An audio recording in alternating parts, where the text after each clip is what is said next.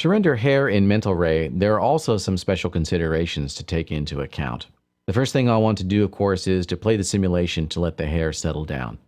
I'll click Rewind and then Play, and let the simulation play for about 6 frames, and then press the Stop button. And now that hair is settled down. Now we'll want to enable the Mental Ray renderer. Go up to the Render Settings window, and the pull-down list that says Render Using should be set to Mental Ray.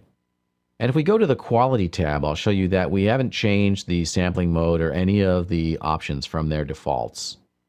Okay, close the Render Settings window. Now we want to adjust the shadows for our key light. And that's this point light over here. So I'll select it and then go to the Attribute Editor, Control A. Previously in Maya Software, we needed to use depth map shadows because the Maya Software render engine uses paint effect strokes, and paint effect strokes only work with depth map shadows. Mental Ray, on the other hand, has its own hair renderer built in, and it doesn't use the paint effect strokes. And so theoretically, we could use either depth map or ray trace shadows for hair in Mental Ray. However, the implementation of depth map shadows in Mental Ray is problematic in Maya because we can't actually ever get soft depth map shadows.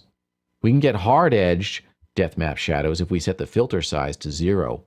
But if the filter size is greater than 0, we're just going to get grainy depth maps, and we don't ever get soft ones. So basically, if you want soft shadows, you cannot use depth maps in Mental Ray. Instead, you'll need to use ray trace shadows. So let's scroll down and enable Use Ray Trace Shadows.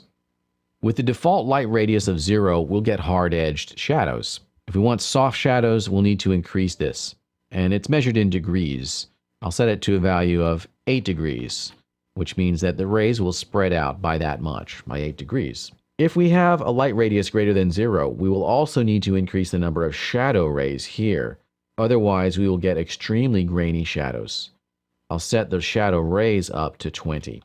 Okay, so now we've set our shadow settings, and we can go ahead and do a test render. I'll close the Attribute Editor, click in the camera view to give it focus, and then click Render the Current Frame.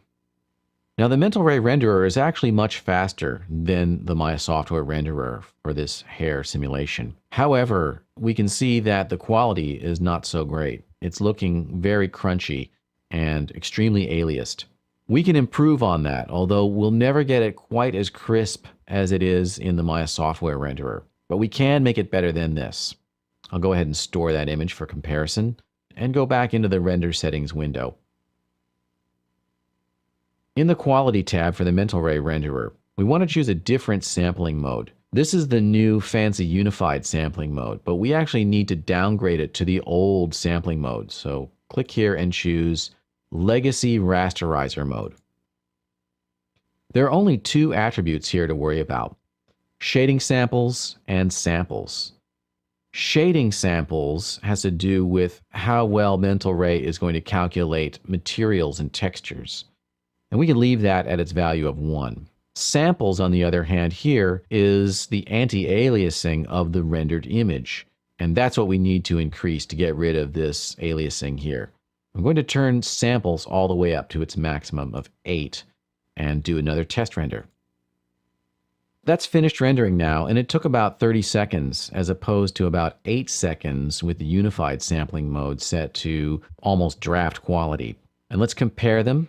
If I drag the scroll bar here, we can see the difference. This is the unified sampling mode, and that is the legacy rasterizer mode. And I can zoom in a little bit here with the wheel so we can see that more clearly. Once again, that's the new unified sampling mode, and that is the old legacy rasterizer mode. And you can see that the legacy mode is much cleaner, especially after we've increased the number of samples up to 8. This is the optimal way to render hair using Mental Ray, using legacy rasterizer with the samples turned up all the way. This will result in slower renderings for your scenes overall, but it's worth the wait because the unified sampling mode just doesn't work well with hair. But the good news is we don't need to convert to polygons. Mental Ray has its own hair engine built in, and so there's no need to convert to polygons in order to render in Mental Ray. Unlike other paint effects, If you want to render ordinary paint effects like plants and so on in Mental Ray, they have to be converted to polygons. But hair does not need to be converted to polygons, and it shouldn't be, because if you do, you will create an extremely heavy scene with sometimes billions of triangles, and that's really not going to be a good idea. So those are the basic settings for rendering hair in Mental Ray.